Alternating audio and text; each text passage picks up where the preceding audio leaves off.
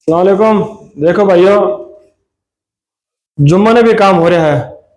या भाई है सिलिकॉन लगा रहा है, और या भाई काम चोरी कर रहा है, या भाई है, या या तो एकदम ही आराम कर रहा है। कुछ ही काम बंद करा पूरे दिन में, कुछ ही बस थोड़ा इन्ने बैठ जाए, थोड़ा बिन्ने बैठ जावे।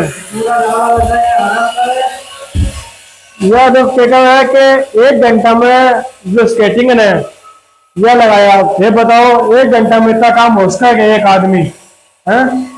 ये देखो कितना स्केटिंग है, देखो ये सिर्फ एक कटिंग पीस बाकी है, छोटा सा बस। वो कटिंग किया, उधर कटेंगे, ये कटेंगे, ये कटेंगे, लगाया। अभी कितना माल का लगेगा?